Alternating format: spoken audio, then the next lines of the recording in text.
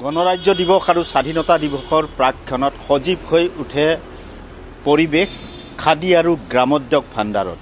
আজিৰ দিনটোতো মই বঙাইগাঁৱৰ খাদী আৰু গ্ৰামোদ্যোগ ভাণ্ডাৰত এই মুহূৰ্তত আছোঁ, যিহেতু গণৰাজ্য দিৱসৰ প্ৰাকক্ষণত সজীৱ হৈ উঠিছে খাদী আৰু গ্ৰামোদ্যোগ ভাণ্ডাৰ বঙাইগাঁৱতো। মই ইয়াৰ পৰিৱেশটো দেখুৱাইছোঁ। অন্যান্য সময়ত যেনেধৰণে দেখিবলৈ পোৱা যায় যে গ্ৰাহকৰ উপস্থিতি কিন্তু নাথাকে বুলিয়ে ক'ব লাগিব খাদী আৰু গ্ৰামোদ্যোগ ভাণ্ডাৰখনত, আৰু তেওঁলোকে আক্ষেপ কৰি সেই বিষয়ে আমাৰ আগত পূৰ্বতে উল্লেখ কৰে ইয়াৰ কৰ্মচাৰীসকলে। আজিৰ দিনটোৰ কেনে পৰিৱেশ মই জানিবলৈ যত্ন কৰিম।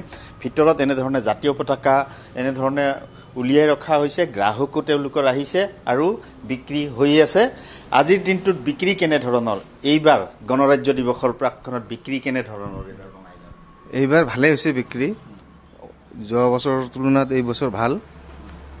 ইয়াত আমাৰ ধুবুৰী, গোৱালপাৰা, কোকৰাঝাৰ, বঙাইগাঁও, অভয়াপুৰী, বিজনী এইবিলাক মানে ডিপাৰ্টমেণ্টৰ মানুহ আহি লয়। বাহিৰৰ গ্ৰাহকো আহে, বাহিৰৰ গ্ৰাহকো আহি লৈ যায়। অন্য বছৰৰ তুলনাত এইবাৰ ভাল হৈছে। কিমান টকাৰ পৰা আছে দাম?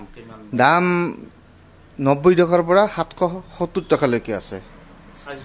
চাইজ 6x4 এটা 770 টকা, 3x4.5 560 টকা, 2x3 300 টকা, 1x1.5 120 টকা, আৰু 9 ইঞ্চি 6 ইঞ্চি কাঠফ্লাগ বুলি কয় এইখন 90 টকা। মানে যিমান ডিপাৰ্টমেণ্ট আছে প্ৰত্যেকটো বিভাগৰ পৰা আপোনালোকৰ ইয়াৰ পৰাই ক্ৰয় কৰা হৈছে? হয়, ইয়াৰ পৰাই লৈ যায় যিকোনো ডিপাৰ্টমেণ্টৰ মানে, আৰু SSBও লৈ যায়। ওপৰত মই আজিৰ দিনটোৰ ইয়াৰ পৰিৱেশ দেখুৱাইছোঁ। এনেধৰণে কৰ্মচাৰীগৰাকী আছে আৰু মই তেওঁৰ পৰা পুনৰ জানিবলৈ যত্ন কৰিম। এনেধৰণৰ বিভিন্ন আকাৰৰ পতাকা এনেধৰণে তেওঁলোকে উলিয়াই থৈছে, জাতীয় পতাকা, আৰু তেওঁলোকে যিহেতু বিক্ৰী কৰি আহিছে, গ্ৰাহকো আহি আছে বুলি কৈছে। মই আপোনাৰ পৰা পুনৰ জানিবলৈ যত্ন কৰিম। মই ইয়াৰ পূৰ্বেও আহিছিলোঁ, আপুনি আক্ষেপ কৰি কৈছিলে গ্ৰাহক নাহে বা বিক্ৰী নহয়। এইবাৰ কেনে লাগিছে? এইবাৰ ভাল লাগিছে, এইবাৰ বিক্ৰী কৰিও ভাল লাগিছে, গ্ৰাহকবিলাক আহে।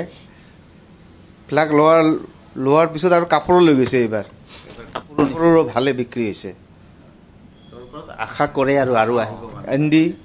এণ্ডি বিক্ৰী হৈছে ভালেখিনি, আহিব মানুহখিনি।